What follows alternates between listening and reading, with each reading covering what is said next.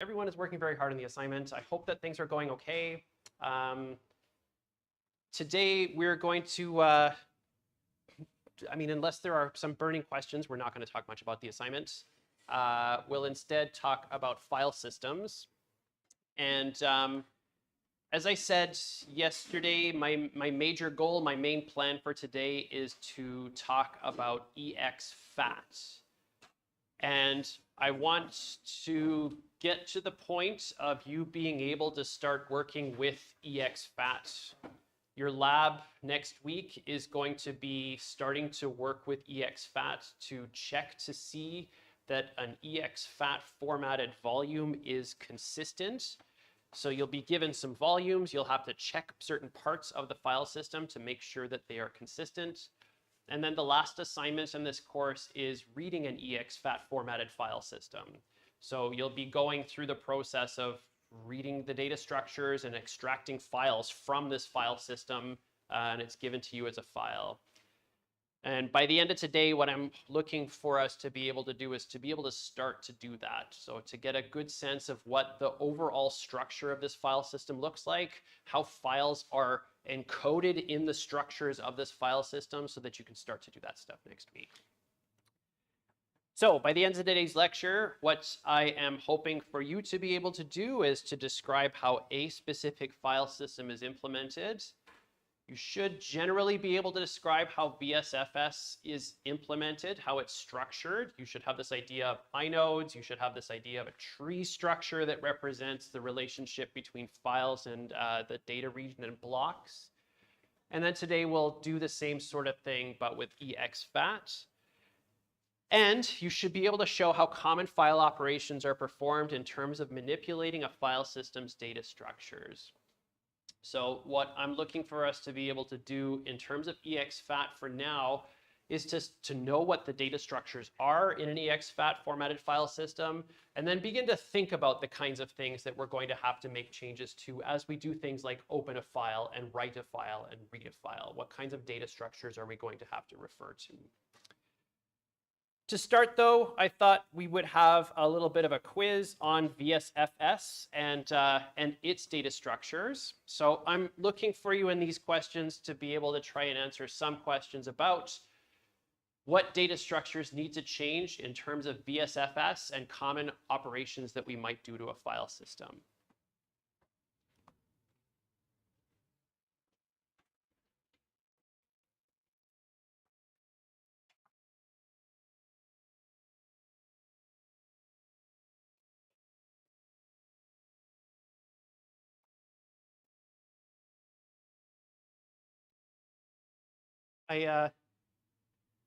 I'm surprised and a little depressed that Family Guy is still a thing. I am of the age where I watched Family Guy when it was first on the air and thought, wow, this is hilarious. And then it got canceled and then it was brought back and it was never the same. It was never the same. And I can still remember this scene where Peter is trying to come up with a fake name. And I don't remember what season this is. Is this like season 1, 2, or 3, something like that, one of those first seasons. And he's looking around. I don't remember where he was, but he's coming up with a fake name and he sees a P on a plate. So he says a P, and then he sees somebody crying. So he says tear. And then he sees a griffin fly by and says griffin. And yeah, that is something that is just etched into my brain forever. Let's get started. These are all pick all of the correct answers. So these are multi-select, and you have to pick multiple things for each of the answers.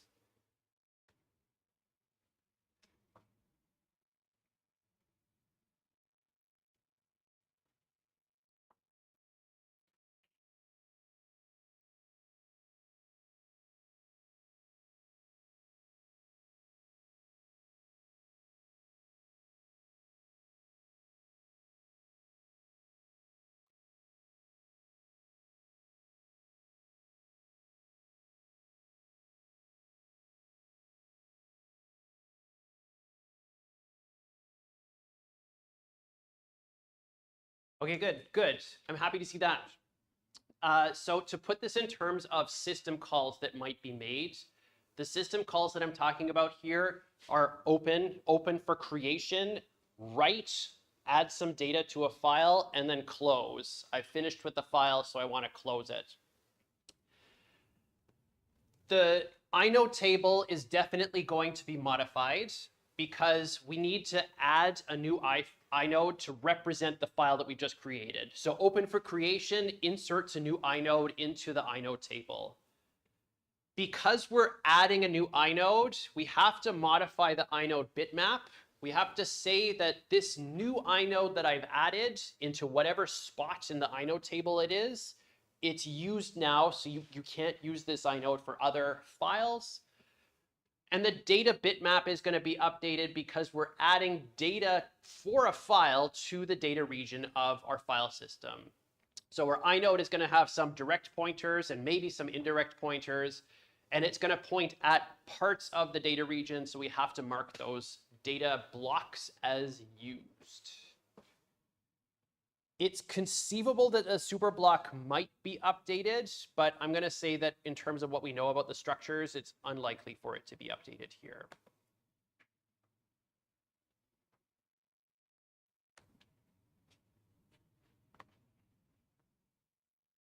So the same options are here. The exact same options are here.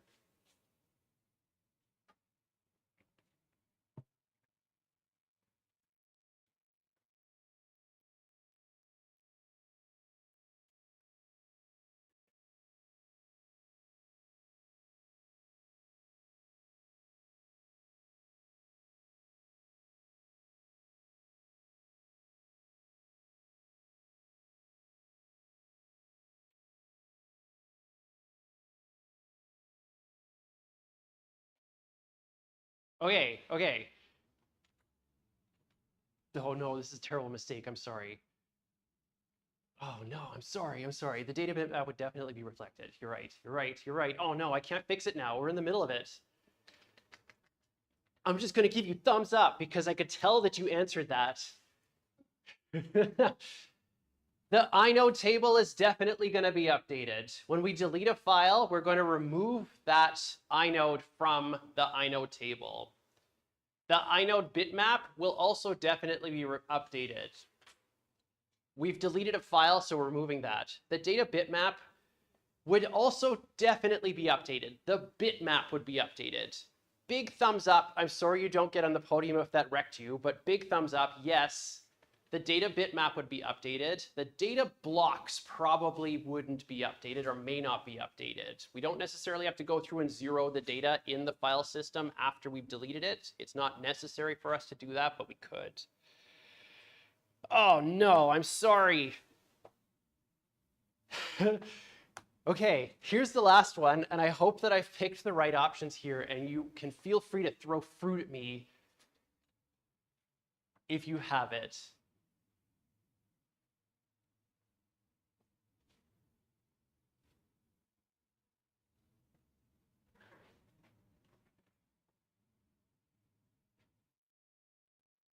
Actually, please don't throw fruit at me.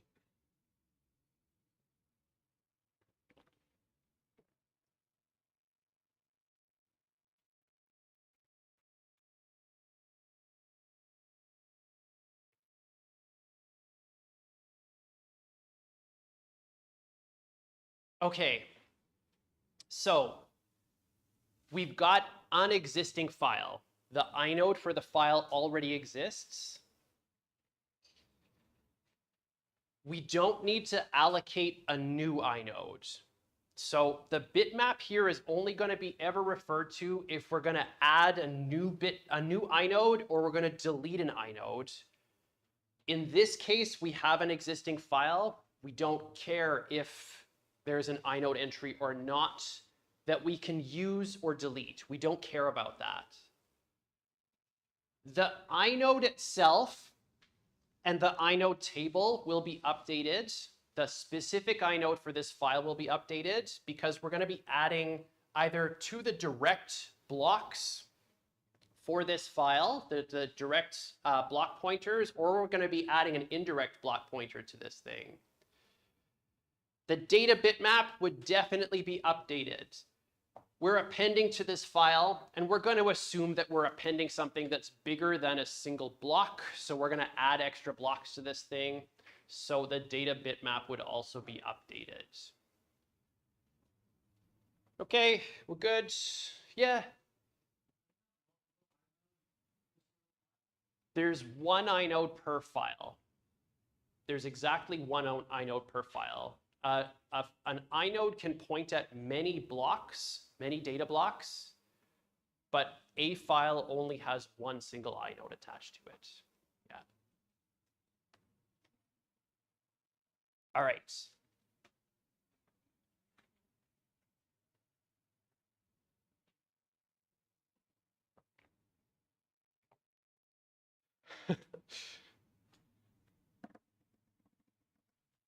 Congratulations, Brett.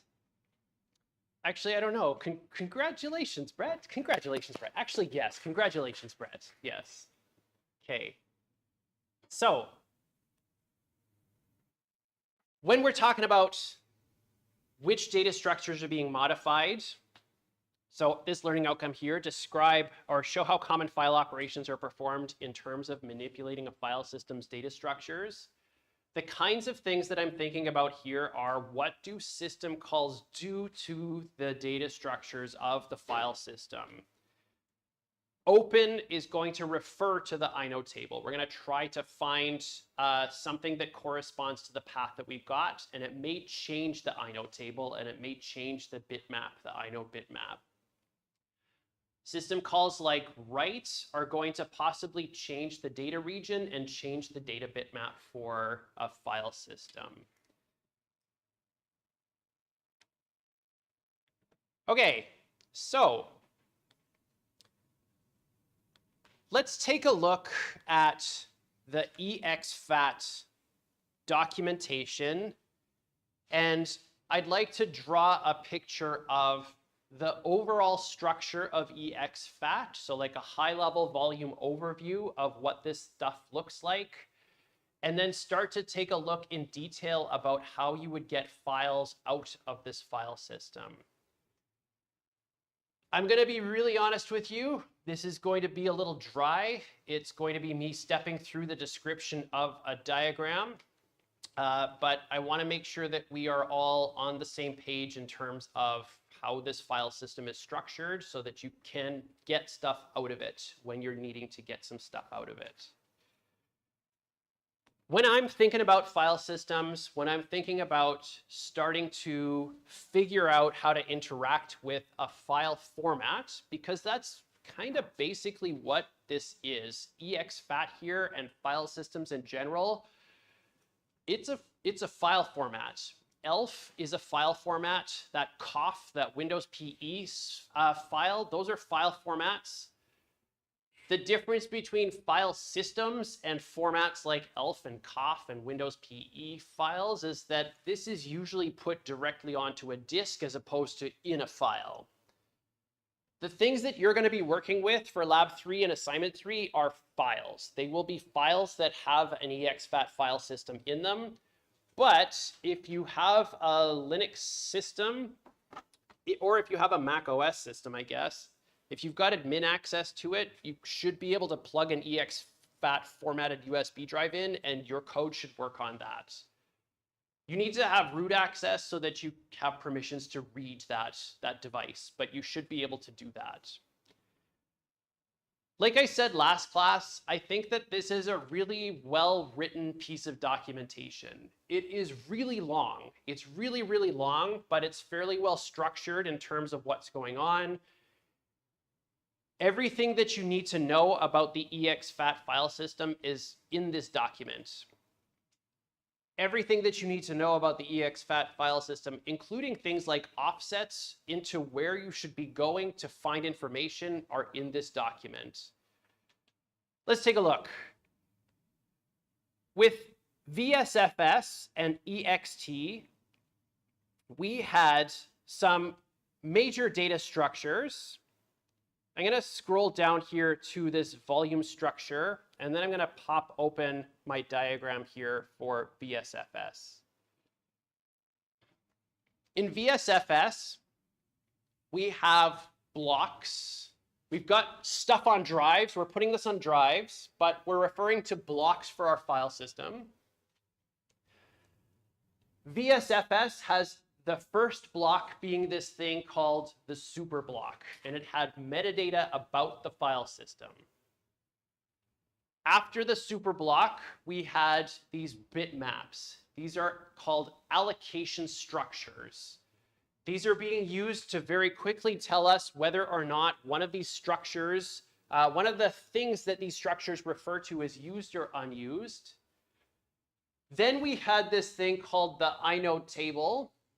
And the inodes that we have are tree-based structures. We've got those direct pointers, indirect pointers, doubly indirect pointers, and they're referring into the data region, into the blocks in the data region.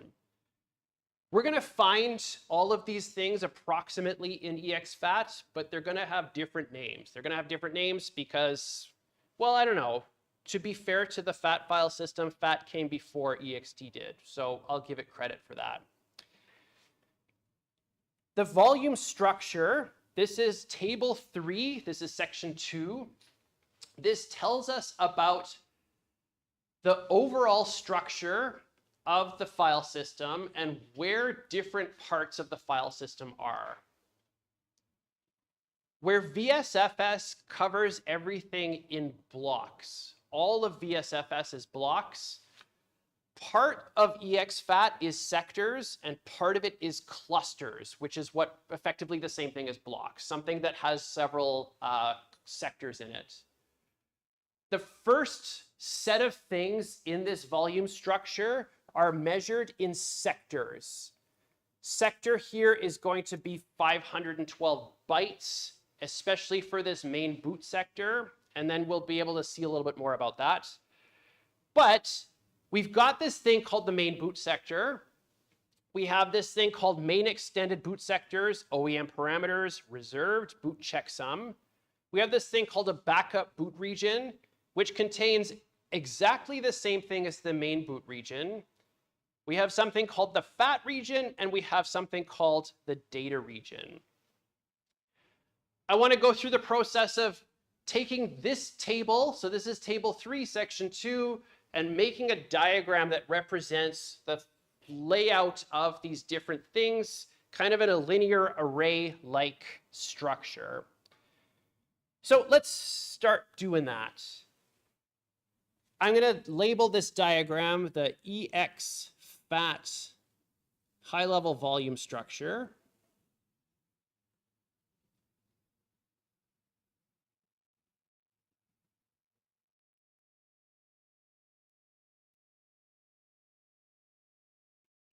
And similar to VSFS, I'm going to draw this out like an array, like a big array. That's how I want to start thinking about this thing.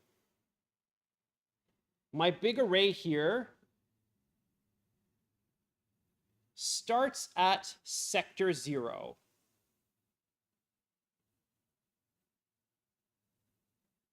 This is the beginning of the disk. This is the first thing that I've got in the disk.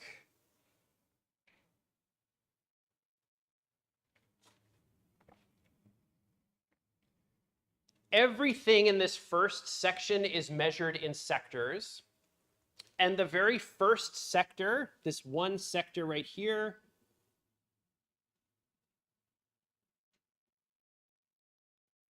this is one sector. It's also 512 bytes. I mentioned on Tuesday that different drives can have different sector sizes. Regardless of the sector size, this first thing is always 512 bytes in size. Regardless of the sector size, this is always 512 bytes in size. In the first sector is the main boot region.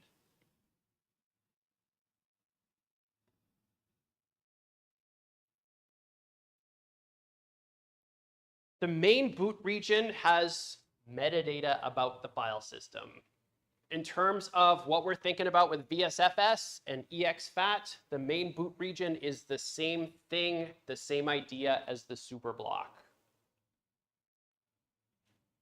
After the main boot region, we've got 8 sectors.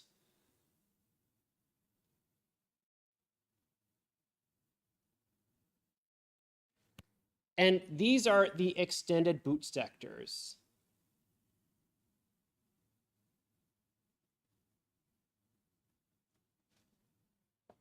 After that, we've got OEM params and the boot checksum.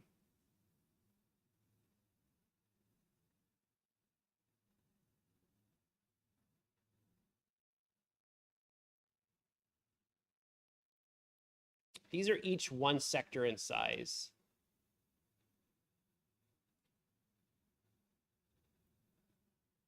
Immediately following boot checksum, I'll come back to you in a second. Immediately following this, we have the backup boot region.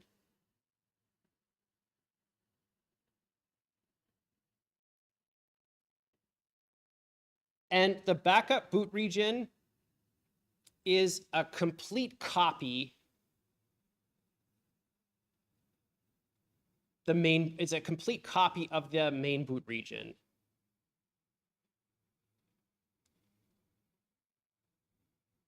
So it's a duplicate of that whole thing. Yeah. The main reserved.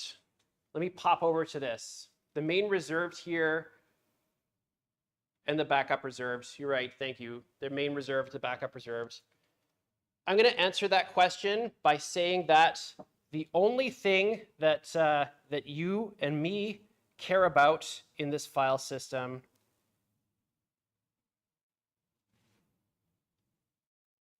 is the main boot region. This is the only thing that we care about. This is the only part of the file system that we care about for the purposes of what we're trying to accomplish with working with this file system. So just the main boot region is the one that we care about. So there's other stuff in there, but it doesn't matter, yeah. After the main and the backup boot region, I'm gonna draw like a little jaggy edge here to say that this is continued. And I'm gonna draw a really nice looking arrow over here. And I'm gonna say it continues over here.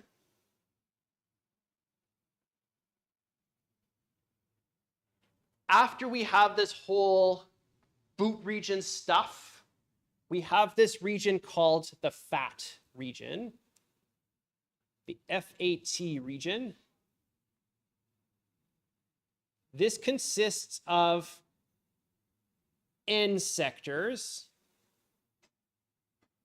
some number of sectors, and we'll find out about how many sectors this takes by looking at the main boot region. There's 2 copies of the FAT. There's the first one, and then there's the second one. In terms of what we care about, it's just the first one. It's just the first one.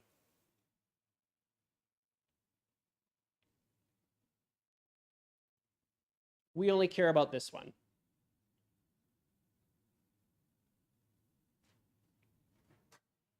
After the FATs, there's possibly some empty space.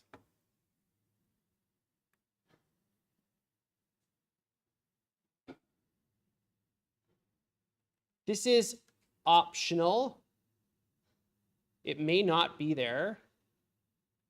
And then what comes after this is the data region.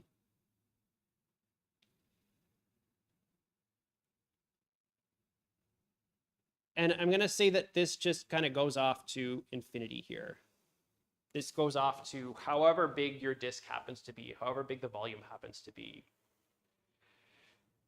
The difference between everything up to there and where the data region starts is that everything before the data region is measured in sectors. It's all measured in sectors. The data region itself is going to be measured in what we're calling clusters.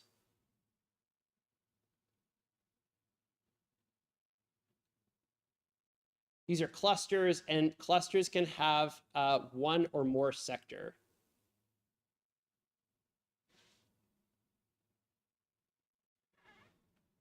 clusters in the data region, they're the same idea as data blocks in our VSF file system. Basically the same idea.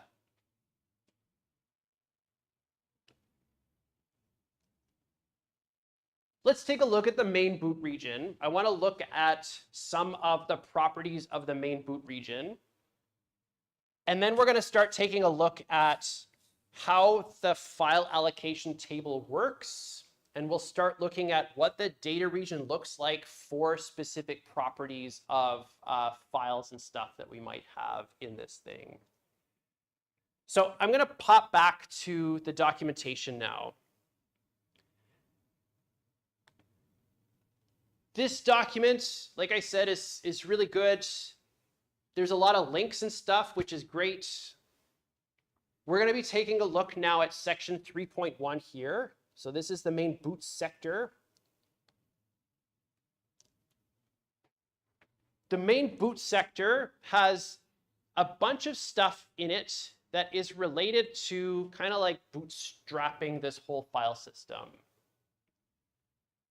There's stuff here that we don't care much about. There's stuff here that we do care a little bit about. This table has the offset of every property that you need to know about, and it has the size in bytes of every property that you need to know about. However, I have written a struct for you to do this. So you don't actually have to know too much about like what the offsets are and stuff for each of these things. I will just give you a struct and you will be able to use that struct for your own code. Because taking this and transcribing it into a struct would be really tedious, really tedious, and doesn't tell me much about your ability to use file systems. Let me talk about some of these properties though, because some of them are important for what we're going to be doing. The file system name field here is a field that describes that this is formatted as an exFAT file system. One flaw with this documentation that I should maybe fix is the valid value for this field in ASCII characters is exFAT. And then they have as a little comment after that, which includes 3 trailing white spaces. When you write space in HTML, I don't know how much experience you have with writing web pages, but if you put spaces right next to each other in a web page, they don't show up in the web page. So there's actually 3 spaces there. It just doesn't show up. It just collapses it down into a single space. The file system name field is not what the volume is labeled. It's just, this is the file system that is used for this volume. The must be 0 field, surprisingly, must be 0. It's all zeros. It's 53 bytes of zeros. The partition offset is not something that we are too concerned about. The volume length tells us how big this volume is. So how many bytes this volume has in it. The fat offset, this is a field that's telling us where the fat is. So I'm going to pop back to my diagram here. We've got the main boot region, main boot sector, I'll write here instead. The main boot sector. There's a bunch of stuff that follows it. And then eventually there's this FAT, the file allocation table. The FAT offset property of the boot sector that you read from the beginning of the disk says this is where the FAT is. So to read the FAT, you have to seek to that location in the file that you're reading.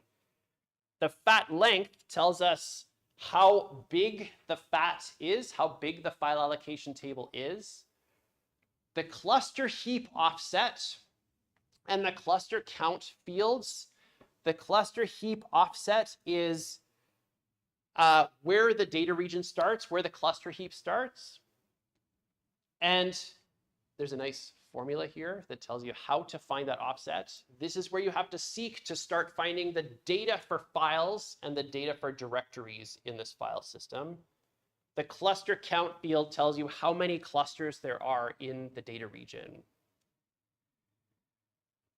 One of the more 2 of them or 3 of them or. 3 of the most important things that we care about here beyond that to actually start getting to data are the first cluster of root directory field.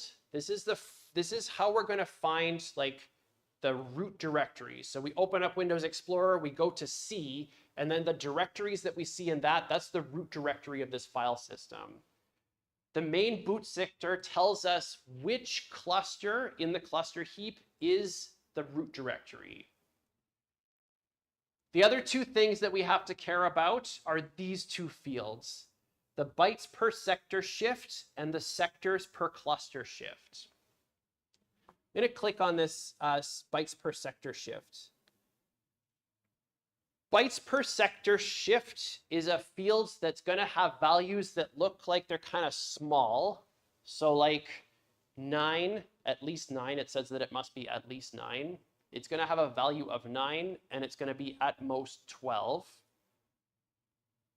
The way that you use this field, I'm going to move this up a little bit. Main boot sector, fields.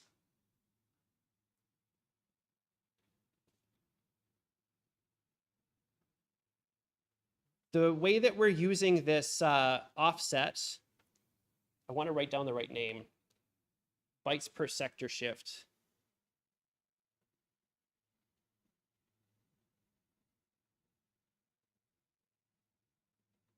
And I'm going to write down that this is 3.1.14. The way that we're using this is that if it's something like 9, this is saying that this is actually supposed to be 2 raised to the power of 9, which gives us 512. So this 9, this is the value that you'll find in that field. Thank you.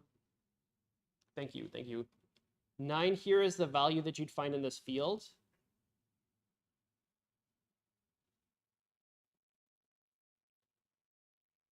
But what you're actually using this value for is to raise 2 to the power of that to find out what the actual value is. So this is telling us that if it's 9, there's 512 bytes per sector. These fields are named shift because you can use the shift operator to raise 2 to the power of something instead of using the pow function.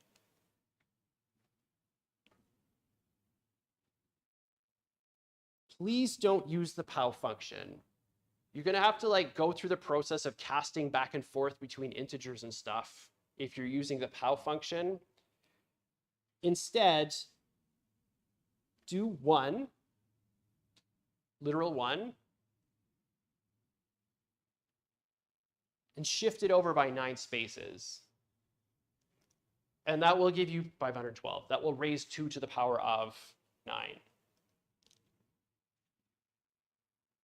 You may need to do 0x1 to say this is a hex value that I'm encoding, but then raise that to the power of 9 by shifting it over 9 spaces. So bytes per sector shift tells us how many bytes is in one sector.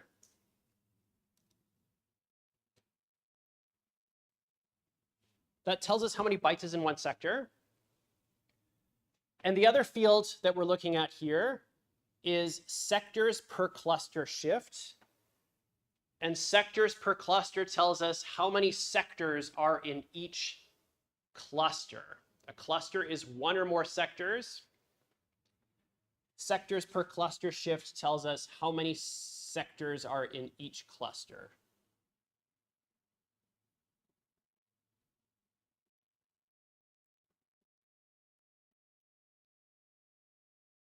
And that's 3.1.15. This tells us how many sectors we have in each cluster. So when you're navigating around in the cluster heap, data region / cluster heap, whoops. When you're navigating around in the cluster heap, you need to use those two values to find out where the clusters are. So if I want to go to cluster 20, I'm going to use bytes per sector shift and sectors per cluster shift to be able to seek to number 20 in the cluster region, in the cluster heap. Okay, so that is our tour of the main boot sector and kind of the overall structure of what this file system looks like in terms of how it's laid out on the disk.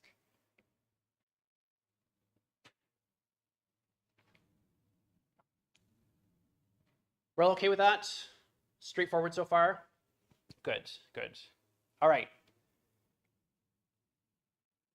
What I want to do now is I want to start to taking a look at how we actually get files out of this. Seeing that overall picture is good. It gives us a sense of where things are located relatively, but we want to be able to actually get data out of this file system.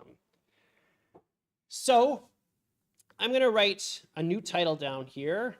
This is exFAT, and we're going to be doing a worked FAT example.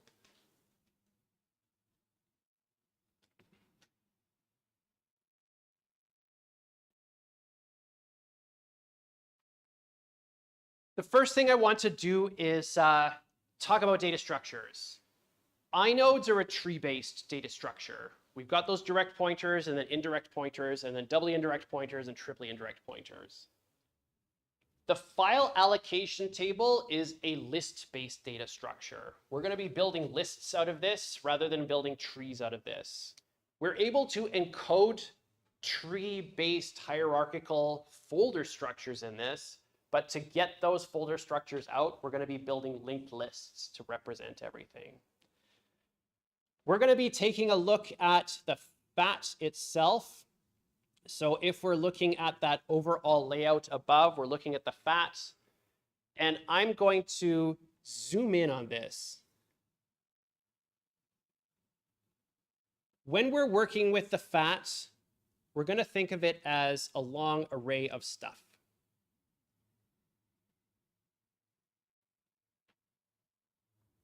We're going to be using this long array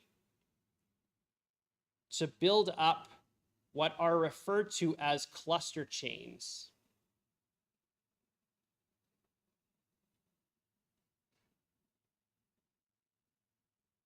A cluster chain is kind of just a fancy way of saying linked list. Underneath everything, it is just a linked list. When we're working with the file allocation table, we are given an entry point into the file allocation table that tells us where all of the files and folders in the system start. So we're going to start by thinking about something that looks a little bit like this. I'm going to say that I have an E drive on my system.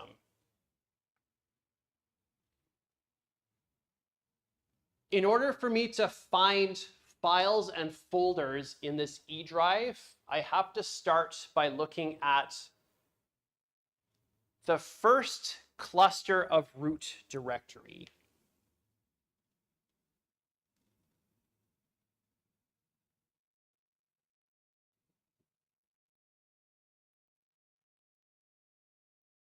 This is a property that you're getting from the main boot sector. This comes as something that's just encoded in that main boot sector. So when you read that main boot sector, you get this first cluster of root directory. The first cluster of the root directory tells us where we can start reading clusters to be able to get what's inside of this E backslash. I'm going to say that we're going to start by assuming that our main boot sector has said the first cluster of root directory for this drive is 2. It is number 2. I'm going to start labeling this. I'm going to put indexes underneath my FAT.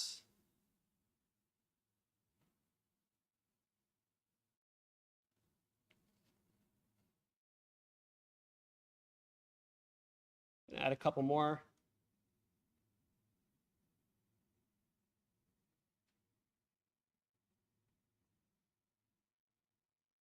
and then jaggy edge after that. And then I'm going to start filling in some of the values.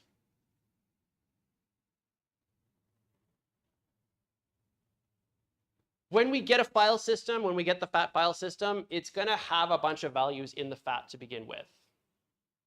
The values are going to look a little bit like this.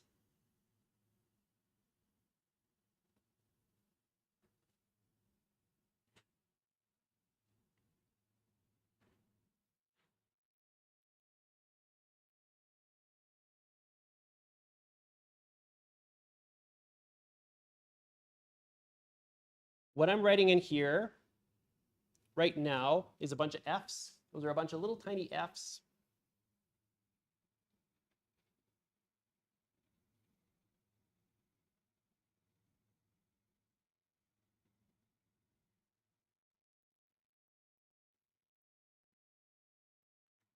Here's what our FAT looks like to start.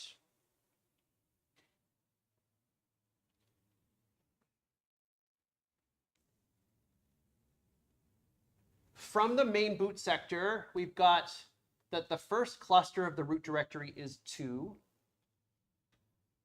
And what we're going to do with that number and the array that we've got that is the FAT is start to build up a linked list that represents the clusters that we're going to need to read to be able to find out what's in that directory.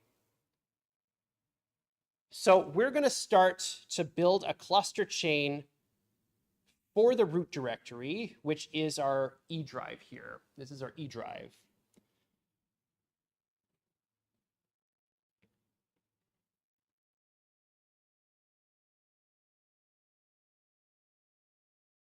Our cluster chain for E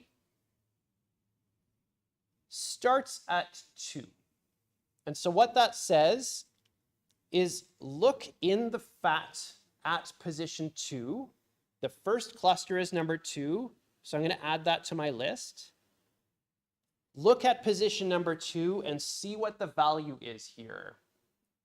The value here is 3. The next cluster in this chain is number 3.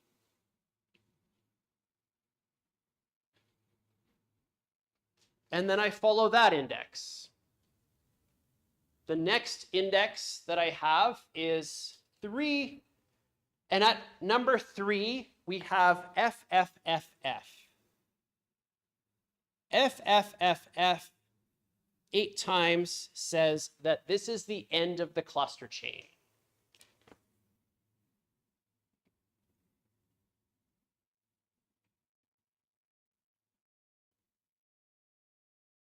End of cluster chain.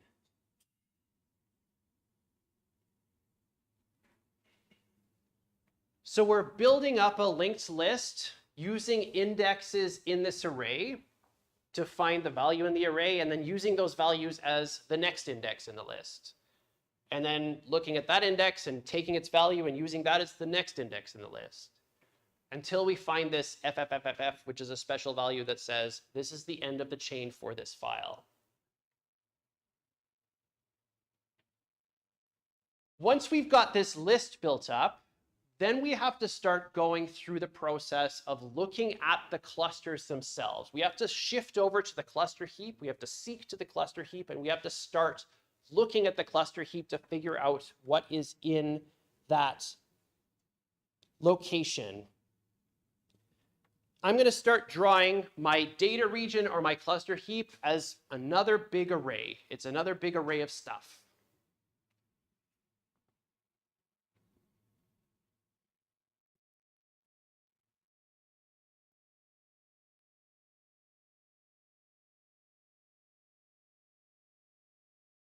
In this data region, I'm going to start by drawing 0 and 1 as kind of narrower spots in this giant array.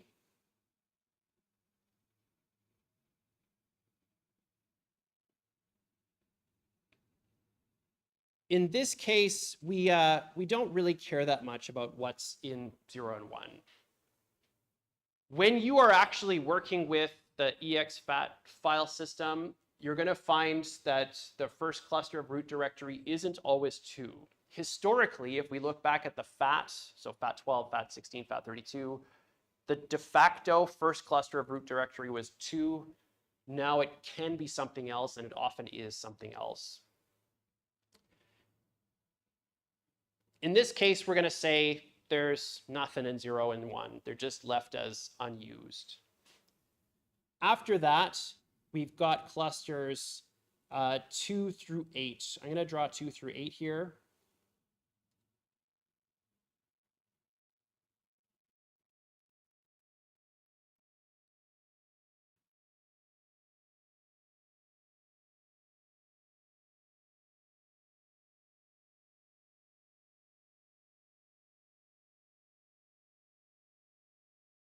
I'm going to draw clusters 2 through 8.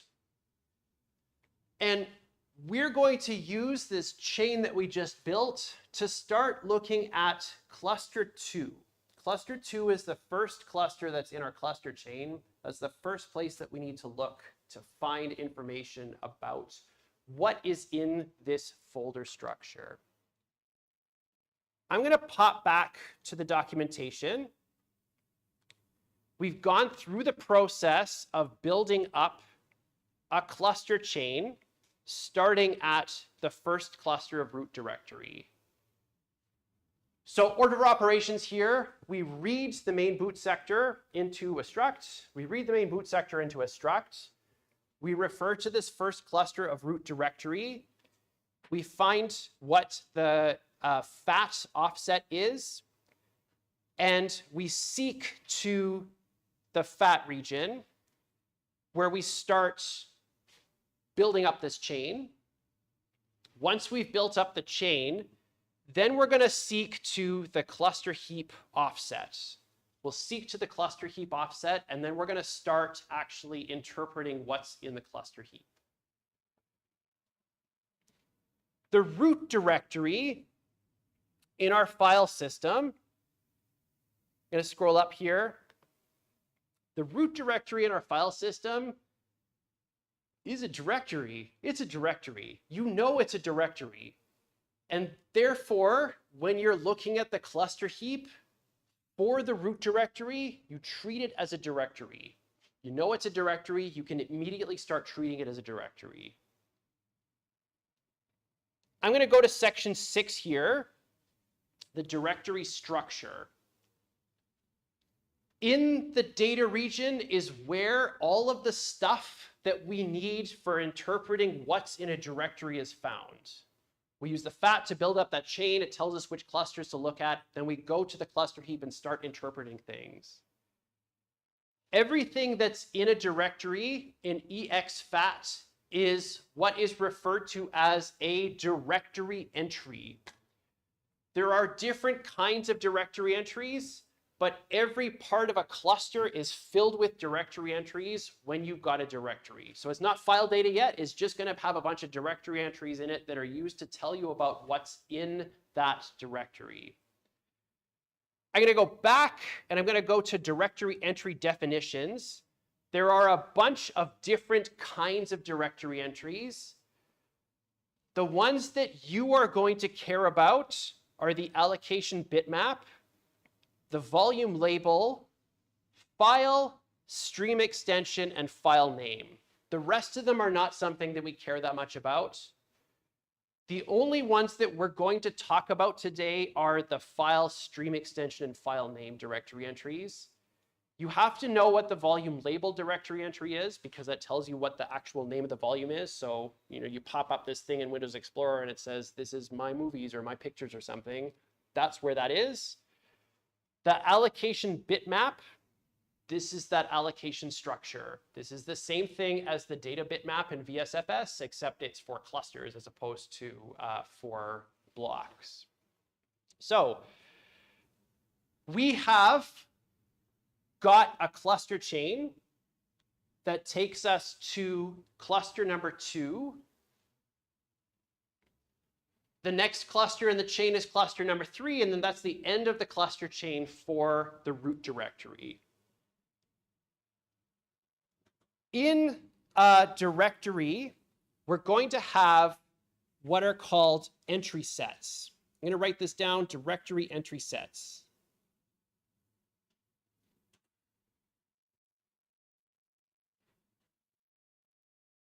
Every file or folder in a directory has a complete directory entry set. And the directory entry sets are consisting of at least 3 entries.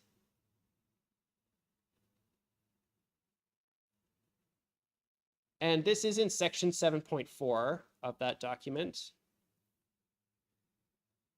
It's going to have a file directory entry, and it's going to have exactly 1. The file directory entry is going to tell you, is this thing a file or a directory? It's going to tell you what the type is. So when you open your Explorer window here, right now we've got a bunch of files that are in here. If I go back or up one directory, I have a bunch of folders that are in here.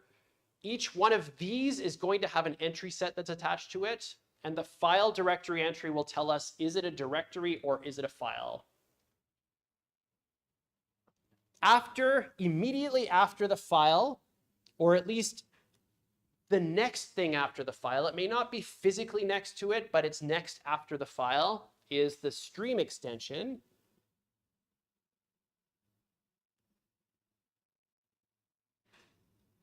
And there's going to be exactly 1 of these. And what this stream extension tells us is, what's the first cluster for this file?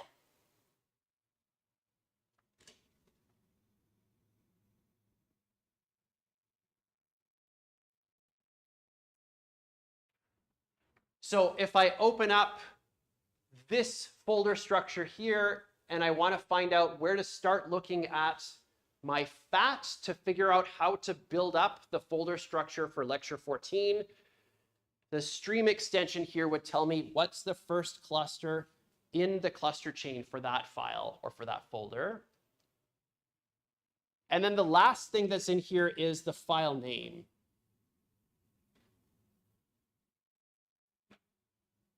And for file name, there's at least 1. There may be more than 1 file name directory entry. All directory entries, size of directory entry, is 32 bytes. They are all 32 bytes. So a file directory entry is 32 bytes, a stream extension is 32 bytes, and a file name is 32 bytes. In exFAT, we have long file name support. So in the really early versions of FAT, you may have seen this before. You've got a file name that's exactly 8 characters long, and then a dot, and then you have 3 things after it.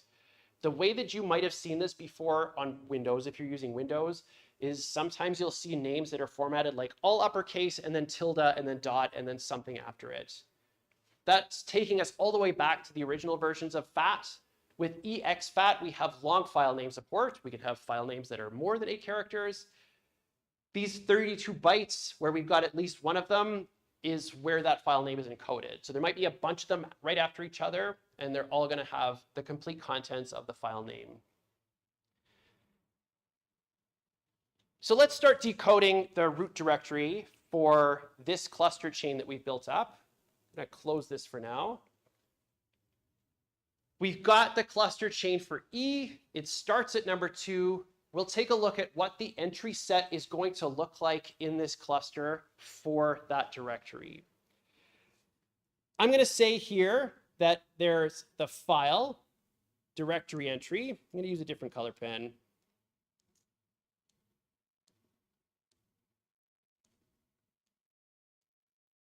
We've got the file.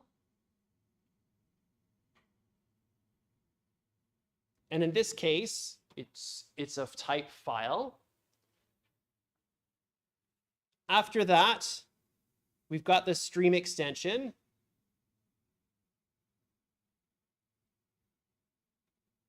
I'm going to write stream ext. After the stream extension here, we've got the file name. And in this case, after the file name, we've got the entry for another file. And in this case, the other file is going to be a directory.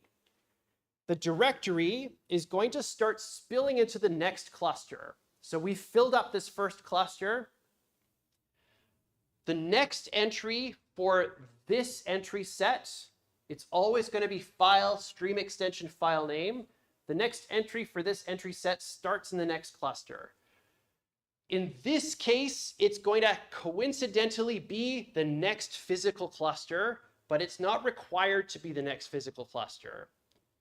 So an entry set might span across clusters that are not contiguous, not physically next to each other. It could be possible for us to have a cluster chain that's 2 and then 5, for example. The next entry for this, if this was 5, would be over here as the first entry in cluster 5. So as you're scanning through this file system, you have to keep track of how much of a cluster you've read to decide if you need to move to a completely different cluster after you've read that. So we've got a file name here. After the file name, we have a stream extension. Or after the file, we've got a stream extension. After the stream extension, we're going to have a file name. And then we're going to say that there's only 2 files in this directory. After the file name, in this case, we're going to have directory entries that have a type of 0. Every directory entry here, file, stream extension, file name, when we're reading these 32 bytes, the first few bytes tell us what kind of directory entry it is. So is it a file? Is it a stream extension? Is it a file name? A type of 0 says this is the end of the directory. There's nothing else in here after that.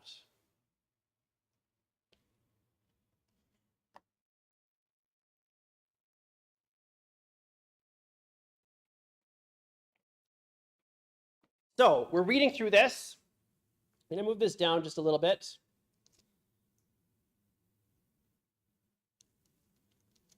Make it so that we can see everything here. We've just read where the first cluster of this root directory is. The first thing here is a file. And the first thing is a file, and I'm going to start drawing out what's actually in this directory. The first thing is a file. The stream extension tells us where the first cluster of that file is. And the last thing tells us what's the name of the file that's in this directory. I'm going to say that the first name in here is hello.txt. It's just a plain text file. So this entry set that we've got here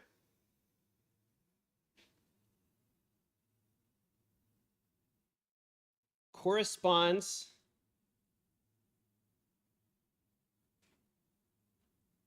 to this file in my directory. The next entry set starts with a file entry. It says it's a directory. There's a stream extension, and then I'm going to say that the file name for this is imaginatively named directory. So after this, we have a folder that's called directory. I'm going to put a backslash after that to make it clear that this is not a file that's just called directory, but it's actually another folder. The entry set that we've got here, so this one and these correspond to directory up here. And then we read the rest of it and we see that they are end of directory types. So there's nothing else in this directory for us to read. There's just 2 things. I'm going to descend into the directory. So we've just finished reading the root directory. Now I want to start descending into the directory. And so to do that, I have to start building up a cluster chain for this directory. The cluster chain is going to start for a directory. We're going to say that the cluster chain that we read from this is going to be, first cluster is number 6. So let's build that up. I'm going to say cluster chain for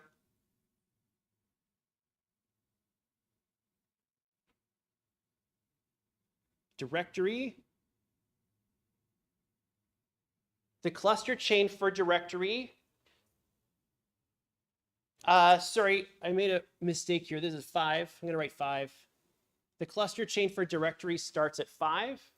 So the first node in my list that I build up here is 5. I go back to the FAT. I look at the FAT and I see that the value at 5 is 6. So the next entry in this cluster chain is 6. And I go to 6 in the FAT and I say, okay, the value here is FFFFFFF, and that means that there's nothing left in this chain. This is the end of chain marker. Null.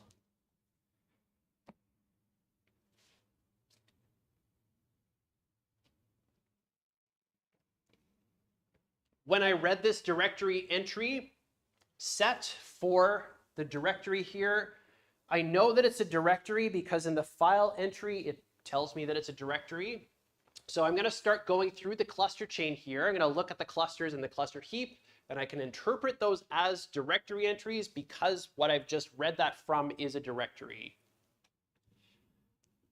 So let's start filling in the details here.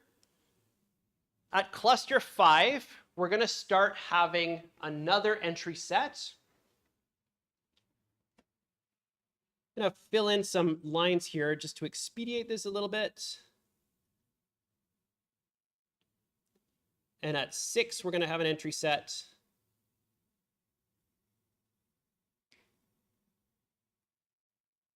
The first thing in any entry set is a file.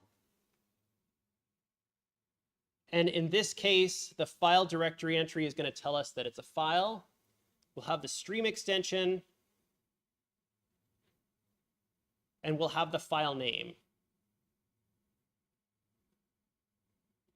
We're going to have another file in this directory. So we'll have file. We'll have the stream extension for that file. And we'll have a file name. And then similar to the root directory, we've got end of file, end of directory markers here. There's nothing else in this directory. So there's just 2 files. The file here, in this case, we're going to look at the file name here. And the file name for this one is going to tell us that it is called hi.txt.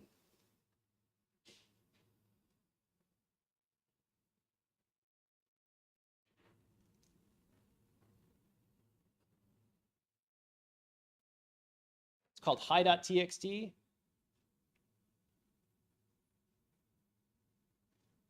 And then this other file name that we've got here is going to tell us that this is something called image.jpg.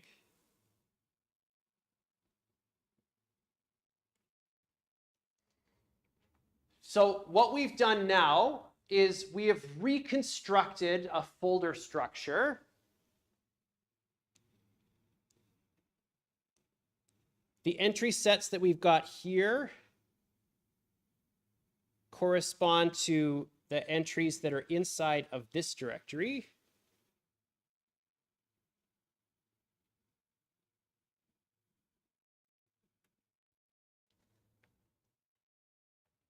But now we actually want to start getting data out of this thing.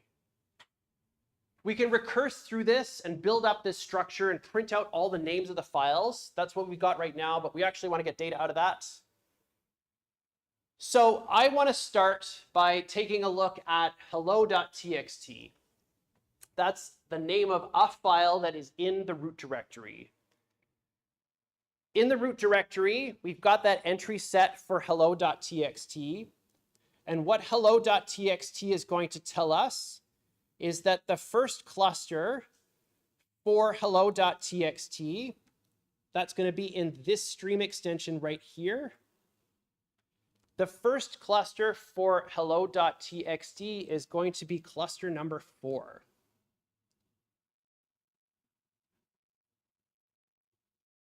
Cluster number 4. We've got that first cluster number, so now we have to build the cluster chain for it. Pick a different color. Don't want to pick white. There's not a lot of choices for color here. Stick with red. Cluster chain for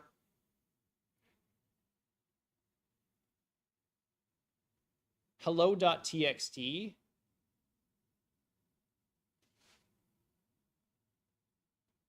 The first cluster for this is number 4. The value at number 4 here is just FFFFF immediately. So there's only one node in this cluster chain. So it consists of 4 and then null. And that tells me that I can start looking in cluster 4. So to get the data for hello.txt, I would have to seek to the beginning of my cluster heap and then seek to cluster number 4 from the beginning of the cluster heap using that those offset fields and those shift fields to figure out how to get there.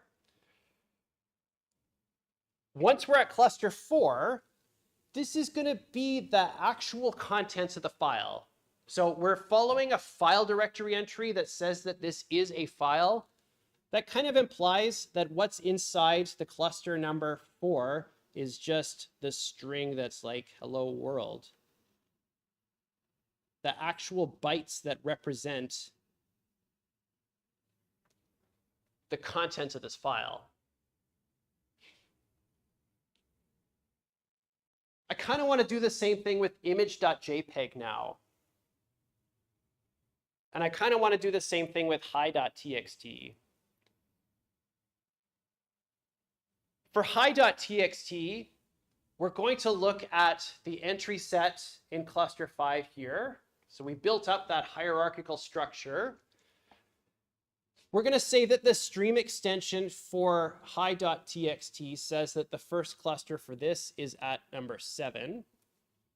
And at number 7, we see that it's FFFFF. So there's exactly one cluster in this file. And that is going to have the contents of whatever happens to be in that file.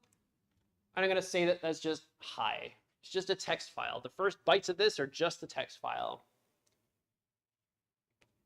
For looking at the contents of what's in image.jpg, I'm going to have to look at the stream extension for that entry set.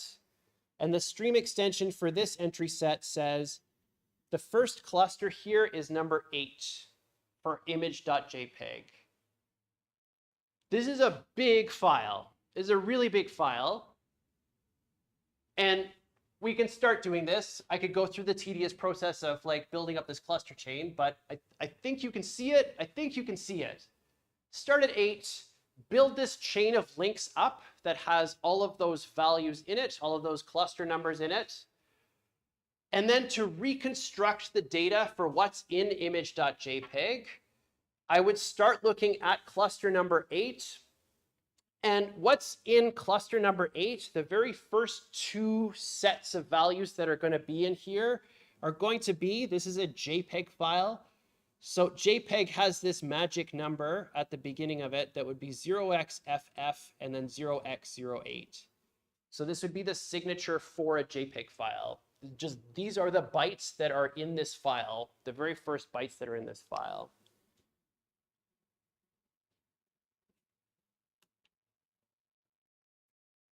Okay, so that takes us through the main boot sector.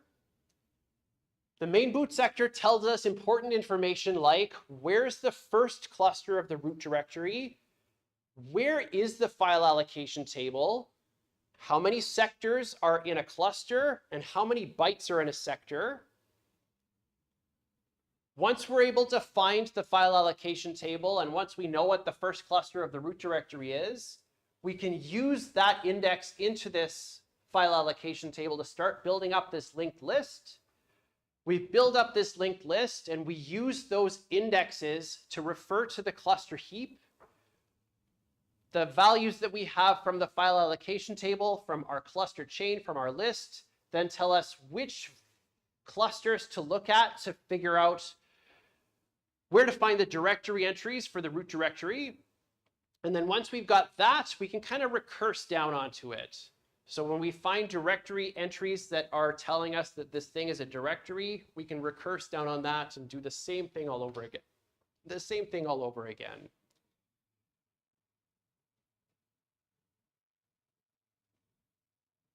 There are some weird things with FAT and exFAT that you are going to run into.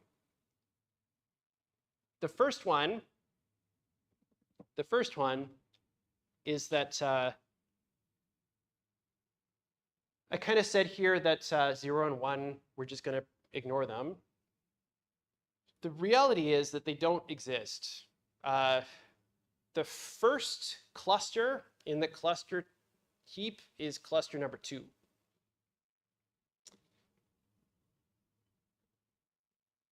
This is a 2-based array. I don't know what maniac decided that would be a good idea. The cluster heap is a 2-based array. So all the arithmetic that you're going to be doing with figuring out what the cluster number is and then actually seeking to places, cluster number 2 is the 0th entry in the cluster heap. Yeah. This is an artifact of those were special clusters, but we don't actually use them for anything anymore. So rather than waste 2 clusters, we just don't have them anymore. That's actually the main gotcha here. That's the main gotcha. The other thing that I see a lot when students working on this assignment is that entry sets for a directory can span clusters that are not contiguous.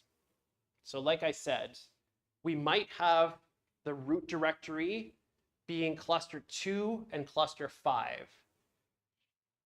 That means that some of the directory entries for this file might be in cluster 2, and the rest of them might be in cluster 5.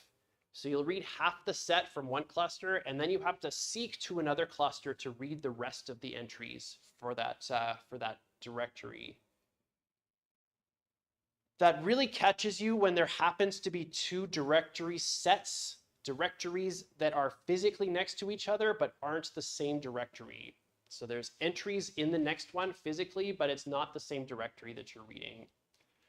So when you're thinking about how to go through the process of taking this cluster chain and moving to the cluster heap itself here, try to make sure that you're keeping track of how much of the cluster you've read as you're going through it, so that you make sure that you're seeking to the next one when it's appropriate to seek to the next one.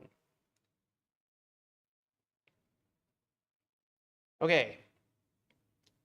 So this is it for now with the exFAT, especially because I got 30 seconds left. Are there any 30-second questions about what we've got here? I will quickly step through this again on Monday, especially in light of this is now the lab that you're going to be working on. So I'll give you some time to percolate on this idea. But I'll take a breath here.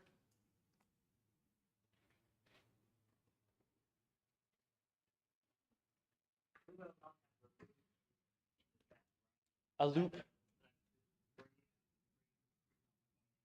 That's a good question. So the question is, are there going to be any loops? And I'm going to use the technically correct term here. Are there cycles in this? Are there cycles in this? There are no cycles in this. No.